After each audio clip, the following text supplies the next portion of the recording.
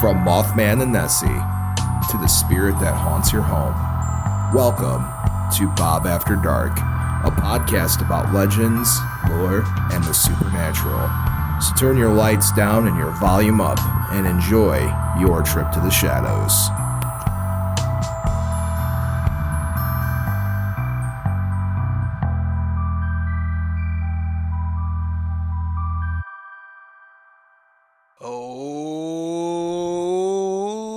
Hey there, children of the night, and welcome to Bob After Dark, the show that takes you into the shadows and goes and says hello to everything that goes bump in a night. I'm your host with the most that enjoys toast, Bob, and alongside of me, as always, is my ever wonderful, ever vampiric, ever cape-wearing, and forever my friend, my producer, Count Panic himself, and the heartthrob of Bob After Dark, by the way. We can't forget that there, yeah, Bob. Oh, hey there, Count Panic. Oh, hey there, Bob. Yes, back here. Another episode of Bob After Dark. We're ready to roll. The veil is thickened? Something like that. Where are we at with the veil? It's thickened. Okay. It's, I don't know what to say here. Where do we go back with it? It goes, so Halloween, it's super thin. Yeah. Samhain, and you have De los Días Muertos. It starts to thicken until the winter solstice. So right in between that, that sounds about right. It's thickening. It's thickening. It's thickening. But how many times does it get thin a year? Four. Four? Okay. The idea would be that if you follow, the witchy calendar, you have spring equinox, fall equinox, and summer solstice, winter solstice. Okay. Or that would be Yule, Samhain. I don't know what your spring and summer months would be like, the big holidays there that you would consider.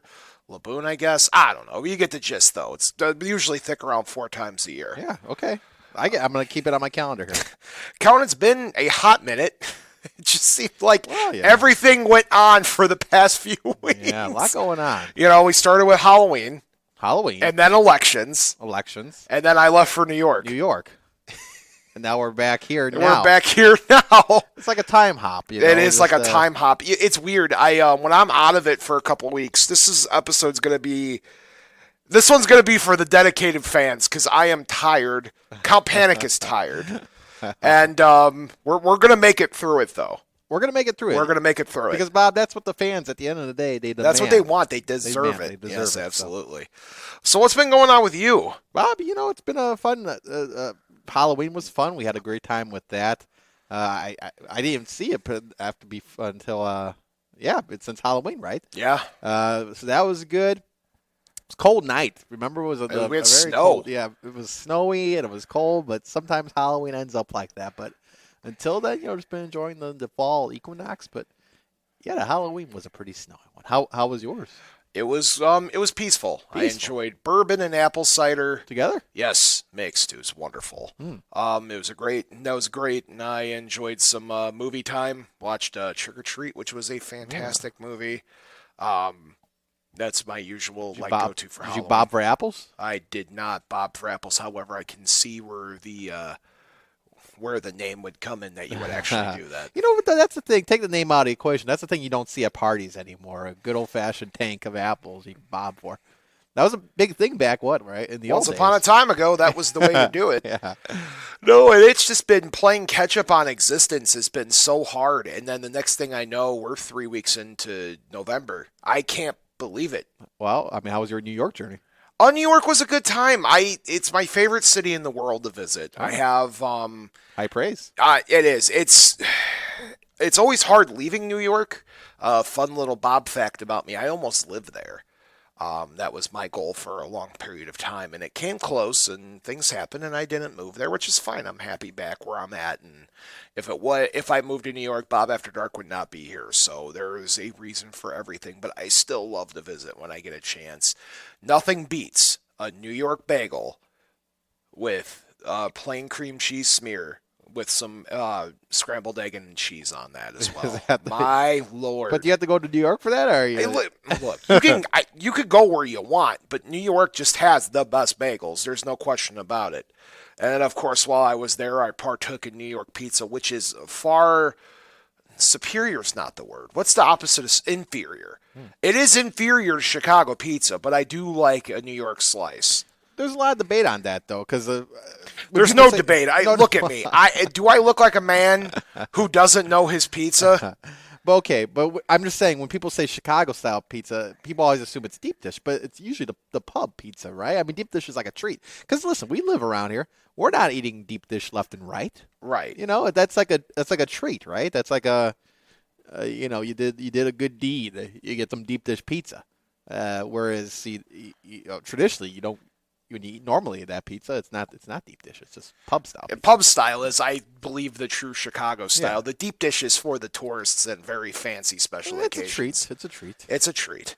Anyhow, this isn't pizza, Bob After Pizza. However, Pizza After Dark. Pizza After Dark. If I had a pizza podcast, that'd be a thing. Pizza pod. Anywho, so what's been going on other than that, man? You good? We're good? Yeah. We're back. We're back. Can we squash a rumor real quick? Yeah. Bob After Dark isn't ending. No. No. Who said that? It's a rumor. It's a rumor I've heard that Bob After Dark is ending. This year's been rough. Last year sucked.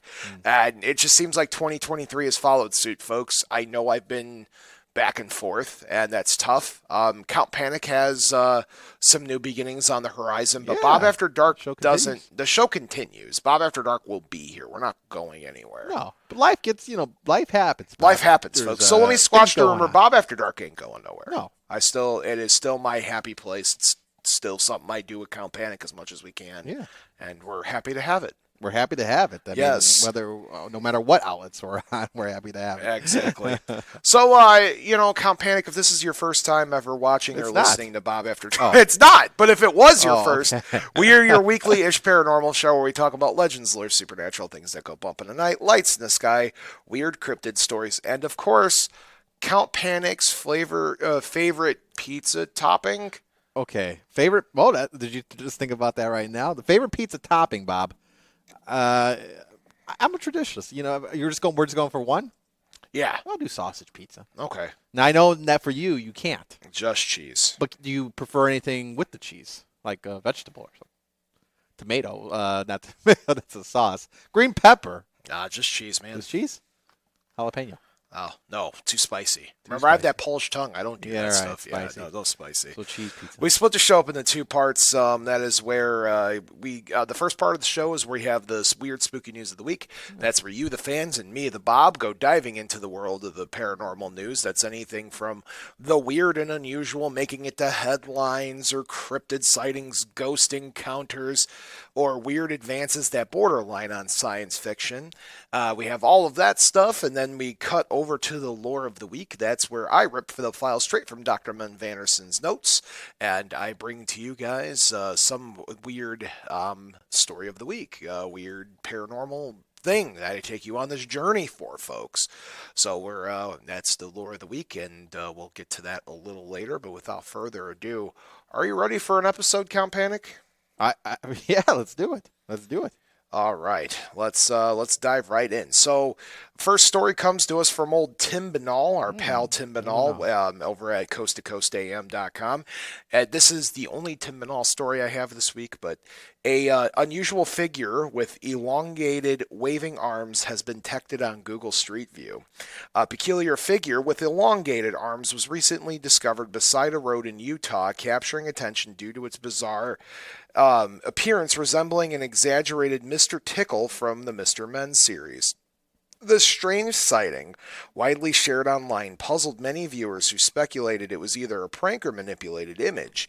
However, it was revealed to be a specialized scarecrow designed to deter birds from the local fields. Despite its intended purpose for birds, its odd appearance might also discourage human visitors. Hashtag panic steak. So this was detected on the On site. Google Street View. Interesting. Well, I don't know. I see. I know there's different map companies out there, and I know sometimes I would see them actually driving by, and they would take the photos of the Street View. So this is a rare occasion where the Street View camera captures something that's a little unusual, a little strange, a little bizarre. And I was sending this photo over to you, this by the way, creature. because I did not do that to you Okay, earlier. it's So I sent over the image if you gave a chance to Sure, go take a it's, look at it. It's on the yeah. messenger. All right, I'm gonna check this out right now. So this is an image, basically. Okay, now I got it. Okay, so this is not even like a ghostly figure. It's like a cryptid figure. It's a weird armed figure. Now, do we know this was a statue or not, or no? They said it was a scarecrow. Confirmed. Okay. Confirmed. It was a modified closed. scarecrow. Yeah, case closed. Oh. It was still a weird thing to find. It's a weird thing for sure. That's a weird scarecrow to have, though. I don't know if I like that. It's a strange thing, but I guess it works. Like, the point of the scarecrow is to scare away the crows, right? I don't know. That scares away people, I feel like, that one. Absolutely. It's not your traditional... It's not your traditional scarecrow by any scarecrow. means. No, if only I had a brain. This one's if only I had not nightmare fuel. But it's amazing what that thing captures. I mean, it's just incredible. Absolutely. All right, let's move on to our next story. This is experts forecast what life will be like in 2100. So 2100. I lied, by the way. This is also written by Tim Binnall. Hey, So he has two stories here. Yeah, we have two stories by Tim Binnall. Okay, so moving on. We're exploring on current trends of technology. Here is a look of how our world might look like in 75 years. The rise of digital humans, humanoid robots, and digital personas will be our new best friends and acquaintances, able to live among us without the needing of instruction or support. They'll perform a vast array of tasks, ranging from taking out the trash to intricate brain surgery. AI mentors make decisions for us, according to Ed Johnson, co-founder of Pushfar. AI mentors readily advise us on our careers and life choices as they leverage the power of quantum computing, process infinite possibilities in the blink of an eye. And cities move underground, and we're calling that the Earthscape, a subterranean habitat constructed by robots. As space above ground becomes more a premium, robot swarms will bore out tunnels underneath us using augmented reality, making way for a living space and urban infrastructure. Plans for such a structure are reportedly underway in Mexico City, with a 65-story inverted pyramid that references an Aztec design. So that's just some of the things we could be expecting in the year 2100. Count Panic, let's hear your take. So this is is this for certain? This is highly speculative, but Okay. these hypotheses or hypotheses is the multiple of hypothesis. These hypotheses are coming from some of the greatest world's minds, believing this is where technology is going to be taking us. I have some opinions, but I'm interested to hear yours first. Yeah, I mean, listen. I like to get the point of view from everybody out there, even the world's greatest minds. So when they have something to say, I listen and see what they got to say. Now, this whole thing about this AI, this could be taken in different directions. There's multiple things that kind of go into this here, but it seems like something that could be from a movie, Bob, maybe a sci-fi movie.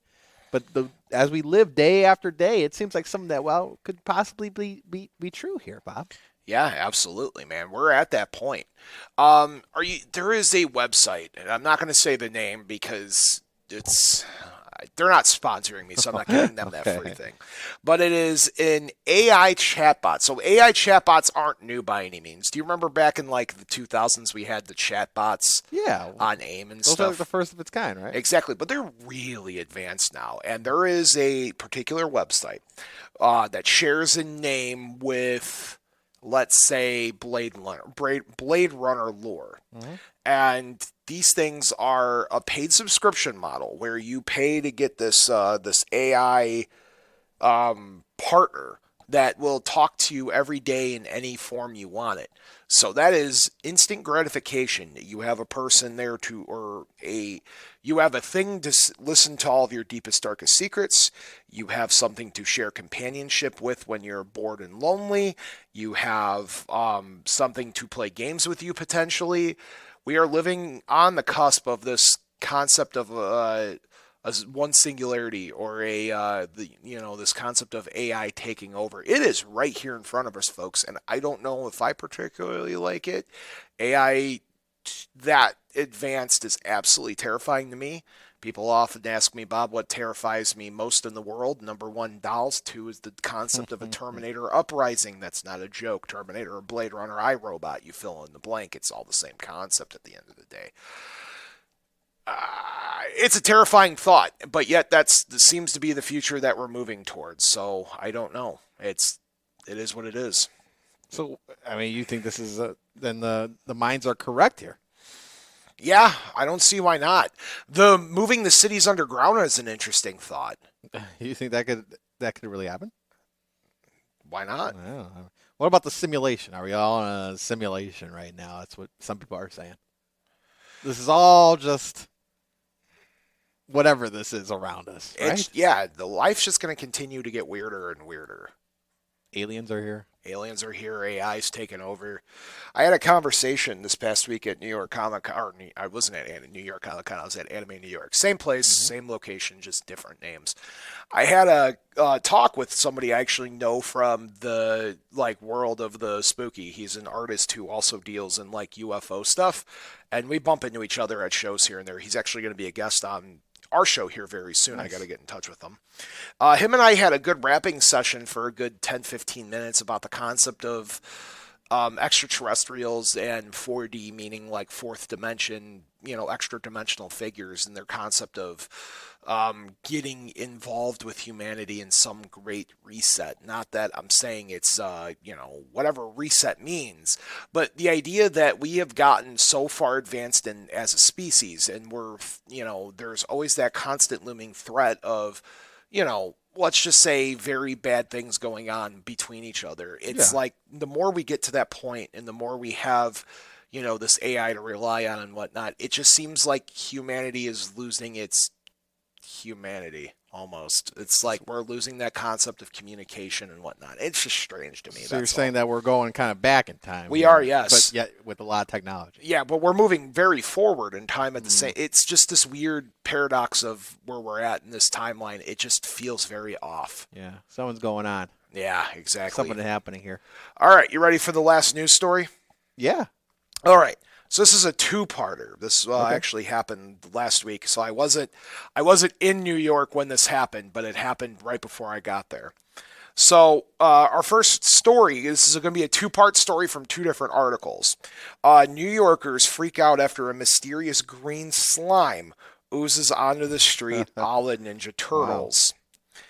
A fluorescent green liquid is oozing out of manholes in New York City, has social media theorizing about popular movies becoming the real life.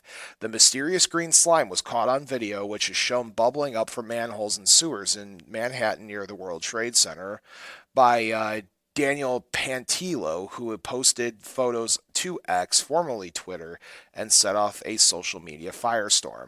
Fox 5, which initially reported the story, compared the sludge or slime to a scene straight out of Teenage Mutant Ninja Turtles, while social media came up with their own theories. Can anybody explain this, or are we just living in full-blown Gotham right now? Pantillo said, accompanied by a video that showed green liquid pouring out of a manhole onto the street. Somebody else said, I'm pretty sure that's Surge, which is referring to the popular soda from the 1990s. And if you've seen some turtles and a rat practicing karate, get it some film, quipped another, referencing the Ninja Turtles franchise. But a community notes disclaimer later added to the post attempted to get the record straight by warning viewers that the slime was actually water full of green dye. Plumbers frequently use harmless fluorescent green dye to detect leaks in the city's plumbing and sewage system, the note reads. But Pantillo was not persuaded by the information, instead opted to depend on his own divine intuition. Contrary to the community note, I think the sludge is radioactive news. Source, divine intuition, he said in a follow-up post. Now here's an article that came out a couple days later, and this one's from People Magazine. People Magazine. People Magazine. You know it's news from People Magazine. Exactly. So People Magazine wrote a follow-up to this, and this is written by Sharna Flam. Why the green slime was spotted oozing from New York City sewers. After one NYC resident spotted green liquid spilling out of the sewer gates, he shared a photo to X, which sparked interest from more users. So the oozing happened on the 2nd, but it is a legitimate strange thing be going on there, to say the least. But they are saying the city is sticking with it several days after the incident that the water is full of green dye because plumbers frequently use harmless fluorescent green dye to detect leaks in plumbing and sewage systems. According to the National Park Service, dye tracing is a standard practice used to track water's movements. The technique helps scientists visualize how water moves from one place to another, the National Park Service notes. After Pantaleo shared the original photo, he returned to the scene the following day and provided an update. Update! It's still there. People are walking through it casually. Sometimes a small crowd gathers around and stares at it, wrote the person. Despite the disclaimer, Pantaleo joked that he wasn't convinced the liquid was just dyed. And once again, the divine intuition is the go-to there. There is quite a few things going on here. Obviously, people are comparing it to Ghostbusters, and Teenage Mutant Ninja Turtles, but that's where we're at currently. And some people just say this is par for the course in New York. So, green ooze oozing up from the sewer system. Hashtag panic steak. Yeah, Bob. This definitely seems something like from a movie or a comic book, where this stuff occurs all the time, I guess. But is this the first time? It seems like everybody's taken back by this. I saw the photos and videos. Is this a not common? I know they kind of explained the situation there, but it seems like they're saying, well, Jesus, people don't see this too often. No. New York's one of the most populated cities in the world. At any given time, there are people walking up and down blocks, no matter where you are in the city. If this was a thing that's happened before, how come nobody's ever reported on it or said this is a thing that's going on?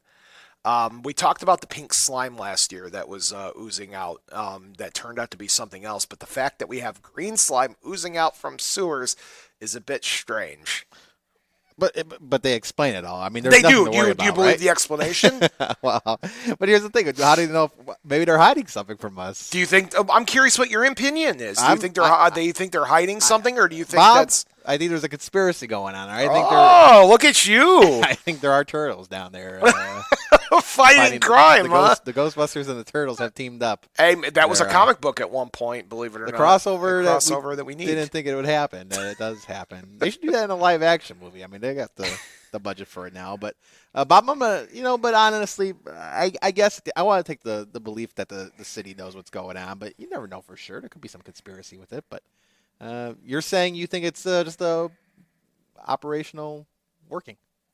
Yes. Nothing bad happened. I think I'm going with it's probably an operational thing. Okay, just making sure. I think they were using it and it poured out into the wrong system. If it was a legitimate problem, I guarantee you that somebody would be out there covering it up instead of just letting it exist. Yeah, I highly There's doubt. got to be more that goes into it.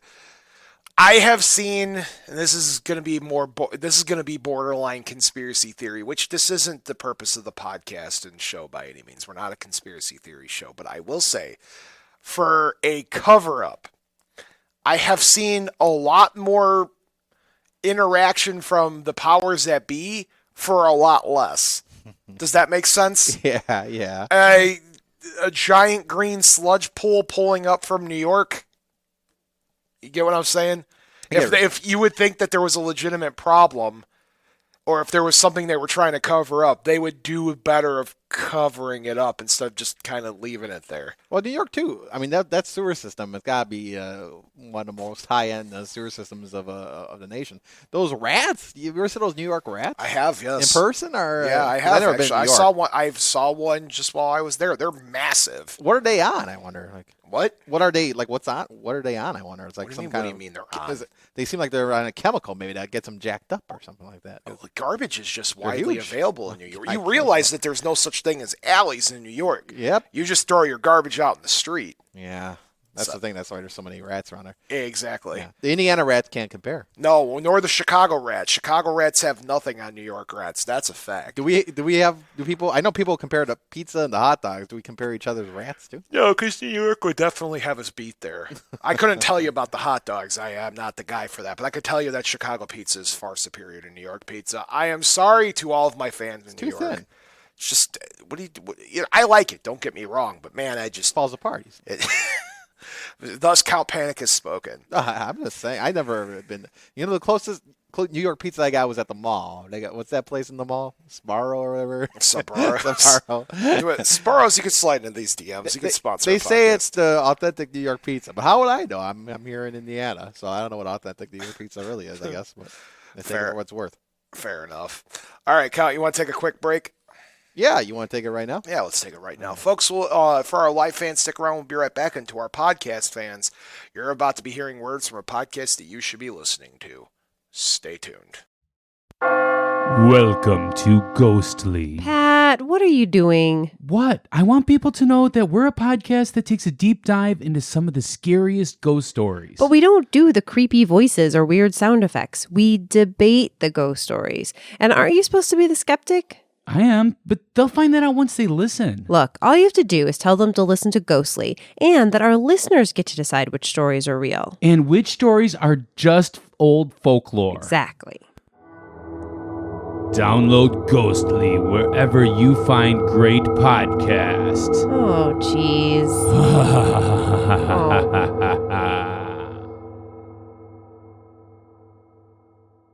And we're back.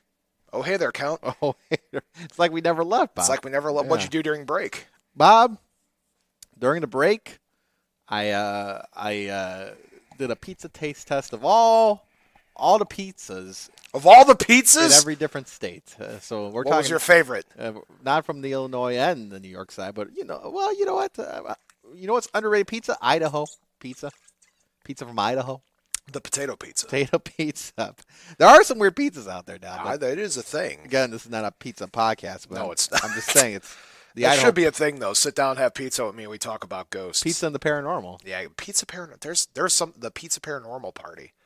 I do There's gotta be something like usually when I speak at OhioCon, I have the paranormal pajama party, but there's something to that. Put that in the books. Put that on the books there. Yes. Would you like to know what I did during break? What did you do? You know, I took up martial arts. Martial arts. Yeah, and I got taught by something a little unorthodox than your typical dojo master. Really? Yeah, it was a talking rat. Was it a giant talking rat? It was a decently large-sized talking rat, and there were turtles there. Okay. There were four turtles that were there doing their thing as well. They were my, other people. They were named after artists, which was really strange. Can you name any of them? Or Yeah, Leonardo, Raphael, Michelangelo, Donatello. Pretty wild stuff. Yeah, you're hallucinating. There. I know there's been several backstories about the Ninja Turtles too, but did you see the new animated film? No. Okay. I have another the backstory. last Ninja Turtles film I sat down and watched was the animated one from 2006, 2007. I don't remember the year, but that one was incredible. I enjoyed that one a lot. Then the Michael Bay one came around, and those designs really shot me off. And then I know the Nickelodeon series and movie is supposedly really good. I just never got around. Nothing to beats the 1990s. I mean the 80s, man. What was the live action though? Didn't it come out? They did have a live action one. It was no longer called Teenage Mutant Ninja Turtles, but the Mutant Ninja Turtles, and there was a girl turtle in that show. Okay. And they crossed over with the Power Rangers. Wow, how about that? How about that? What a time to Welcome to Bob After Pop Culture. There's a lot going on there. There's a lot to unpack, but Absolutely. I mean, technically, the Ninja Turtles are kind of cryptids, aren't they? The Ninja Turtles are 1,000% cryptids. All right, yes, you are correct, man. Like, how do you explain them to people? It's just the system, basically. So, Do we have a caller? No. I'm just. We're good to go. Oh, are we live on radio now? Let me make sure. Yeah, we're live on the radio. Hey, now, folks, we're on the radio. I don't know when we picked back up, but we're on the radio now. How long have we been on the radio? Oh, we've been on the Jed TV. Yeah, but how long were we on radio waves for? I don't know. I just saw the game. Oh, hey, guys, we're live on radio. You can call in now, All right. 219-845-1100. By the way, that Purdue, what about that game we just watched I here? don't know. I didn't watch it. Sports ball, not my thing. So this is we'll reintroduce ourselves for the radio crowd. But hey, we're Bob. Hey, we're Bob and Count Panic. This is Bob After Dark Paranormal Show. If you were listening to the Purdue sports ball, you're in for a treat because this has nothing to do with sports. No. But it does have everything to do with demons. Yeah. Specifically, the Dover demon. which is what our lore of the week is about tonight. Lore of the week there. Lore of the week is about do we have a caller? We have a caller. We'll take it live. Take it live there. You're the first caller of the evening, caller. Hey, that was a barn burner of a Purdue game, and this is a barn burner of Bob After Dark. Now, John, what does barn burning mean? That doesn't sound like a good adjective. Well, a barn burning means that it was a real close game. One that, was a nail biter, one that kept you at the edge of your seat, just like Bob After Dark. You don't know what you're going to say. You're at your edge, frightened about, ghosts and the paranormal and stuff like that. So it's a barn burner of a Bob show tonight, like it always is. Oh, John, I appreciate appreciate that. It's very kind of you. But yeah, I was hoping you guys would come on here. I knew it was going to be close. I wasn't sure. I thought for sure it'd be over by 9. But you just came on the air. Hey, we got all night till Thanksgiving. It's Thanksgiving weekend, right? This is Thanksgiving week. Yes. Are you thankful for anything this year, John? Well, a lot of things, Bob. I mean, it's too many things to mention, but hey, thankful that you're on the air. Oh, well, thank you, John. I need you to know that I'm thankful for you this year. And I appreciate that, and I just not only called to tell you guys you were back on the air, but to wish you and yours a happy Thanksgiving. And thank you so much, John. You and yours as well. All right, now we'll be listening now. So sounds good. Have a good one. You too. Thank you so much. All right. Should we do the stories all over again for the radio people? Or no, I'm kidding. For radio folk, you can go on anywhere where you find podcasts at, yeah. and you could listen to this episode and play catch up. Yep. When you play catch up. All right. So this week we're talking about the Dover Demon. Dover Demon. The Dover Demon. This is straight from the Cryptid Wiki. This is a story I've been wanting to get to for a while. No particular reason. It's not like I've been in Massachusetts recently. Not since like April. But I just like this story, so there's no rhyme or reason. Why not? Might as well. Okay. So the Dover Demon is a small humanoid reported from Dover, Massachusetts. It was the subject of an intensive scare during the 1970s when multiple witnesses came forward with their sightings. The Dover Demon is described as looking sort of like the gray variety of alien, except it has a rosy tan-colored skin instead of, the grays. Yeah. The Dover Demon has a large head on a small stick-like body. It can be bipedal, but it often travels on all fours or switches back and forth from being between the two modes of locomotion.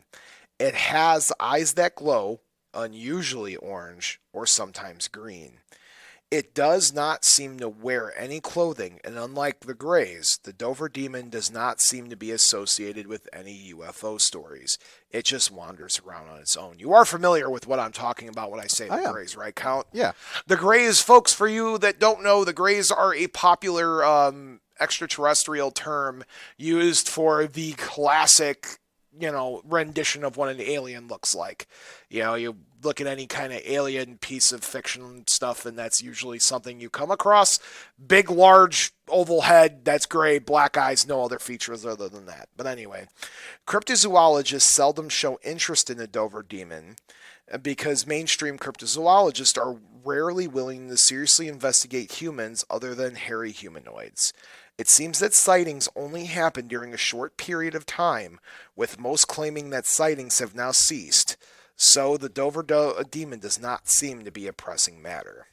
There's some sightings for you. The first bizarre tale starts at 10:32 p.m. on April 21st as 3 17-year-olds, Bill Bartlett, Mike Mazzocco, and Andy Brody, are driving north on Farm Street. Bartlett, who's behind the wheel of the Volkswagen, spots something creeping along a low wall of loose stones on the left side of the road. At first, he thinks the image is of a dog or a cat until its headlights shine on it and realizes it's nothing he's ever seen before. The figure slowly turns its head and stares into the light. Its two large, round, glossy, lidless eyes shining brightly like two orange marbles. Its watermelon-shaped head, resting at the top of a thin neck, is the size of the rest of its body. Except for its oversized head, the creature is thin, with long, spindly arms and legs, and large hands and feet. The skin is hairless and peach-colored and appears to have rough texture. Almost like wet sandpaper, Bartlett subsequently tells cryptozoologist Lauren Coleman. Standing no more than 3.5 to 4 feet tall, the figure is shaped like a baby's body with long arms and legs. It had been making its way along the wall, its long fingers curling around the rocks, when the car lights surprised it. Unfortunately, neither of Bartlett's companions sees the creature. The sighting lasts only a few seconds, and before Bartlett can speak, the car leaves the scene. Then the creature is gone. Bartlett drops his friends off and goes to his Walpole Street home. Visibly upset, he walks through the door and his father asks him what's wrong, and Bartlett relays the story and later sketches what he's seen. Another sighting is around midnight. 15-year-old John Baxter leaves his girlfriend Kathy Cronin's house at the south end of Miller Hire Road. Then Baxter starts walking up the street on his way home half an hour later. After he has walked about a mile, he observes someone approaching him. Because the figure is short, Baxter assumes it's an acquaintance of his, M.G. Beauregard, who lives on the street. John calls out, no response. Baxter and the figure continue to approach each other until finally the latter stops. Baxter then halts as well and asks, "Who is that?" The sky is dark and overcast, and he can only see a shadowy form. Trying to get a better look, Baxter takes one step forward and the figure scurries off to the left, running down a shallow wooded gully and up to the opposite bank. As the figure runs, Baxter hears its footsteps on the dry leaves. He follows the figure down the slope and stops and looks across the gully. There, he sees the creature standing in silhouette about 30 feet away, its feet molded from the top of a rock several feet from a tree. The creature's body reminds Baxter of a monkey's, except for its dark figure eight shaped head. Sorry, folks. Its eyes, two lighter spots in the middle of its head, are looking straight at Baxter, who after a few minutes begins to feel uneasy. Realizing he's never had seen such a creature before and fearing what to do next, he backs carefully up the slope, his heart pounding. He walks then very fast down the road to the intersection at Farm Street. There, a couple passing in a car pick him up and drive him home.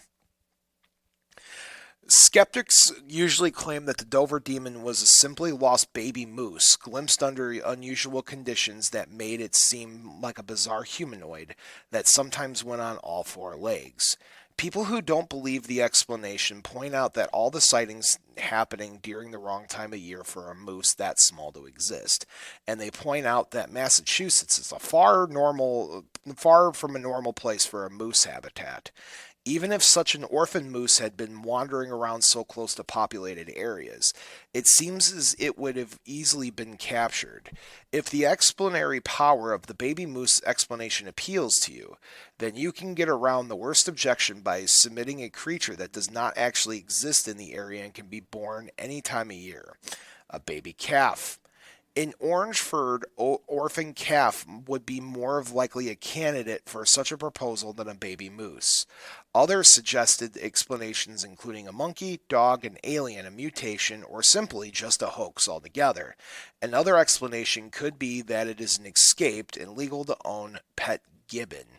Sometimes species of gibbon have orange babies. White cheek gibbons have an orange color in females. What do you think, Count? Yeah, I mean, that makes perfect sense. So these happened, by the way, the first sighting that I talked about with the teenagers happened in April 21st, 1977. And then the story that Baxter saw was April 22nd, 1977. Okay. What do you think? I say there's a case to be made here, Bob. I say it might be legit. That highly likely. Do you believe that it's an actual thing, or do you believe it's what's the word I'm looking for? Do you think it's a hoax or an actual cryptid? No, I think it's let's go with actual cryptid here. No kidding. Nothing to prove otherwise just yet. So some of the other people out there also believe there's a skeptic by the name of Joe Nickel who believes the creature was likely a snowy owl based on the size and plumage, which would have reflected in yellow headlights of older cars as the peach color described by Bartlett. In addition, the long spindly arms and fingers of the supposed creature could partially opened wings and splayed feathers at wingtips of a snowy owl. Police told the Associated Press that the creatures reported by the teenagers were nothing more than a school vacation hoax. Another skeptic, Ben Radford, has suggested that the sightings may have been influenced by the pop culture at the time, as 1977 was the year of big-headed client-type creatures. In 2009, the Dover Demon was featured in an episode of an American horror television series, The Lost Tapes, which aired on Animal Planet. The Dover Demon also appears as an American comic book series, Proof, which features various other creatures. In the comic, it is a creature that is able to see into the future. So there is some interesting pieces of pop culture also attached to the Dover Demon. This creature is super interesting and super fascinating, but the question remains, what exactly is it? What is it that people are seeing? It's not necessarily... When you look at creatures like the Greys, there's always a UFO attached. There's always lights in the sky that follow. So what do you suppose that these kids actually saw? Yeah. Or on the flip side, is it out of the question for these these teenagers to have gotten together via school stuff and said, "Hey, let's spook the town a little bit"? What's your take on that? Yeah, Bob, that might be true as well. I mean, kids will be kids, right? They're bored. Did they want to spook the town? That's feasible. That's a good feasible argument for this all. What do you suppose it is, based on the description? It sounds like something otherworldly to me. It sounds like something that, if I get my cryptid book out, maybe I got to try to decipher through it and see exactly what it is, pinpoint exactly what it's related to. But I'm not sure. How about you? Any speculation? I don't know. But I can tell you that there's more sightings. Yeah. So here's another one. The next, when we were talking about Bartlett, right, and Bartlett went and told his close friend Will Tainter, 18, about his sighting. And can you guess what happens next? What happened next? Around midnight, Tainter is driving Abby Brabham, 15, home when an encounter with the creature takes place. As they pass along Springdale Avenue, Brabham spots something in the headlights on the left side of the road. The something is a creature crouched on all fours facing the car. Its body thin and monkey-like, but its head is large and oblong with no nose, ears, or mouth. The creature is hairless and its skin tan a beige in color. The facial area around the eyes is lighter and the eyes glow green, which is very important here because remember, the other cases, this thing's eyes were glowing orange. The female insists that in this case, even after investigators tell her that Bartlett had said the eyes were orange, Tainter sees the creature only momentarily and has the impression of something with a large head and a tan body. And he doesn't know what it is, but he does know it's not a dog. Frightened, Brabham urges Tainter to speed up the car so they can get away. And Tainter claims that only after they leave the scene does he recall Baxter's sighting. His own had been so brief and unspectacular that he probably would have thought little of it if Brabham had not been with him. He asks her to describe the figure, deliberately phrasing misleading questions about aspects of the creature's appearance he knew not to be true in order to check her stories against Bartlett's. When he did not mention it to her, Abby sticks to her story. On April 28th, Coleman, the living neighbors in Needleham, visits the Dover country store where a store employee, Melody Fryer, tells him about Bartlett's sighting and sketch. She promises to get him a copy and 2 days later provides him with 2 drawings. The next day, Coleman interviews Bartlett. On May 3rd, he questions Baxter and Brabham about and on the fifth talks with Tainter. 2 weeks later, Coleman asks Walter Webb of the Aerial Phenomenal Research Organization and Joseph Neeham of the Mutual UFO Network, and Egg Fogg of the New England UFO Study Group to join the investigation. Although none of the witnesses has reported a UFO connection with the Dover Demon, UFOologists are struck by the creature's apparent resemblance to humanoid beings associated with UFOs. So is the Dover Demon a hoax? The investigators conclude that it's possible, but express doubts. There is nothing in the witnesses' backgrounds that suggests they might have been pranksters, and much to suggest that they were honest, upright individuals.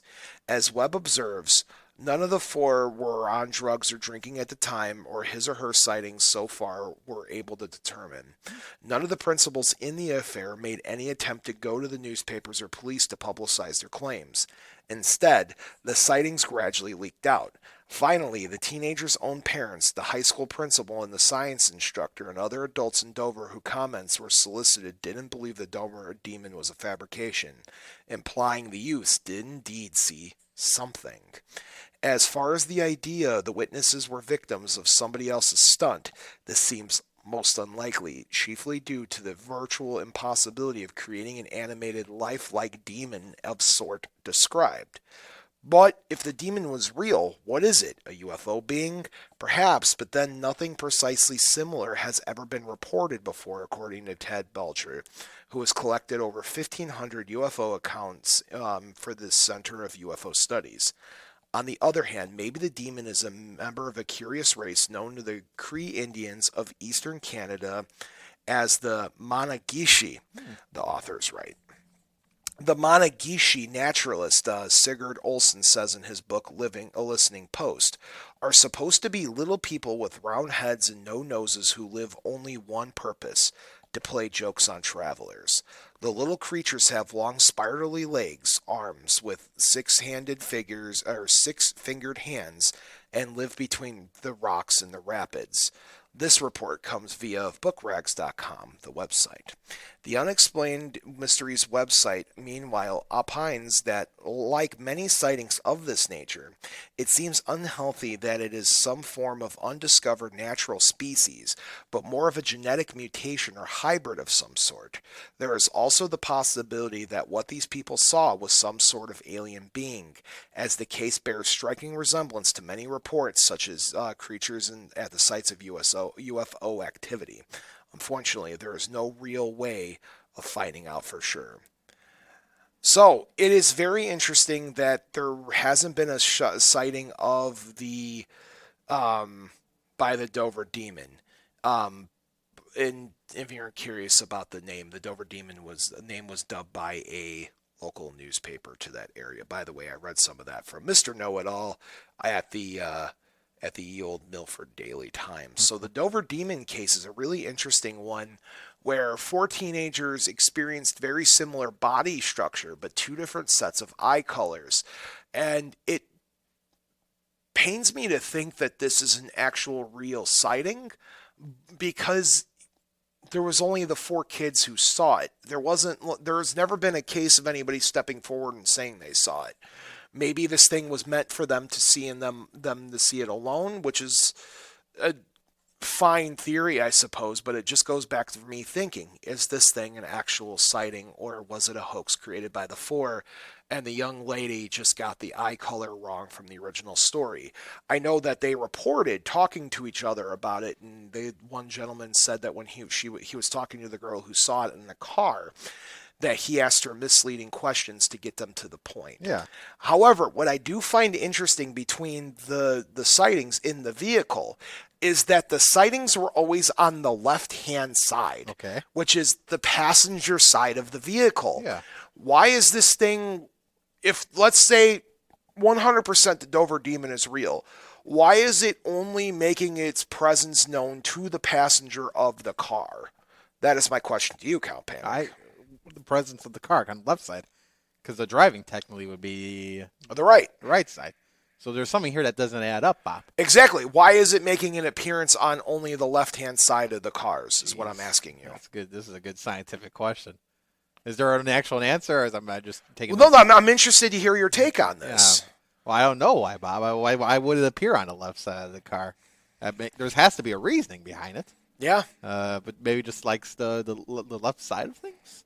absolutely. I Maybe, mean, I don't know.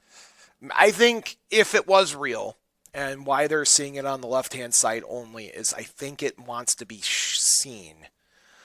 Maybe it's able to change its eye color. If it is cryptid, we don't really have a reason why things can just change colors, orange and green.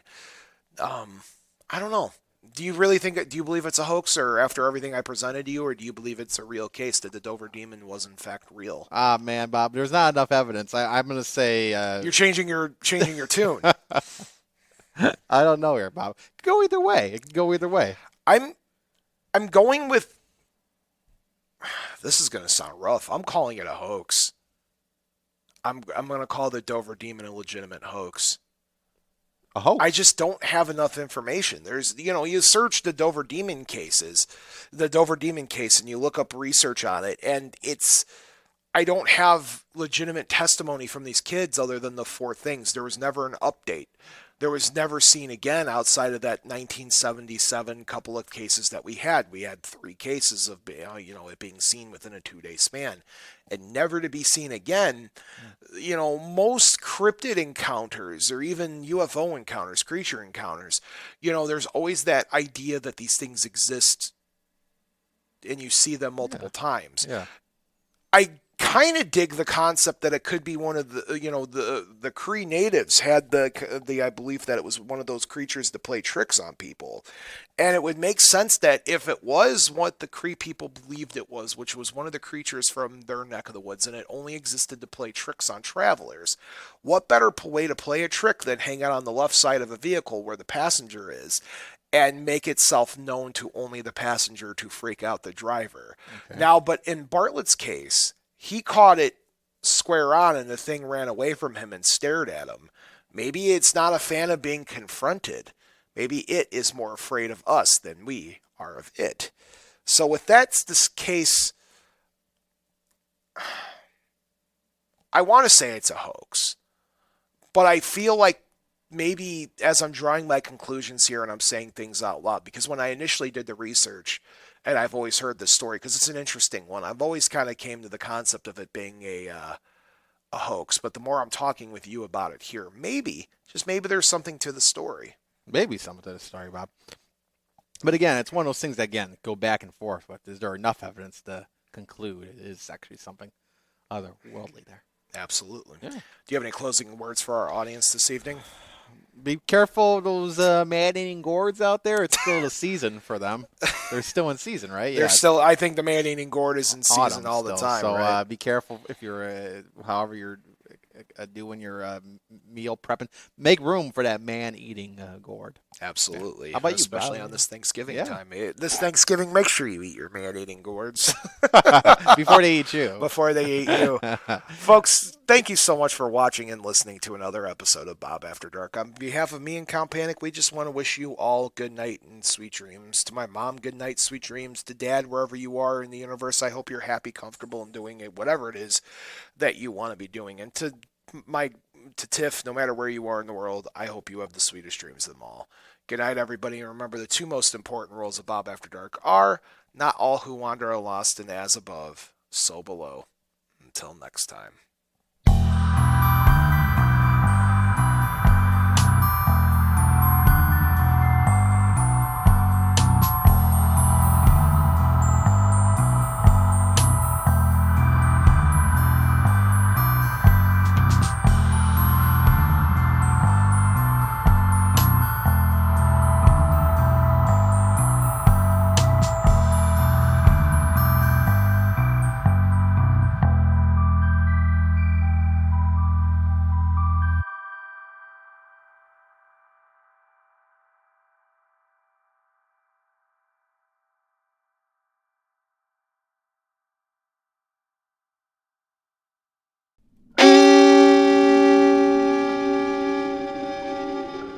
Memoriam Development. Gore.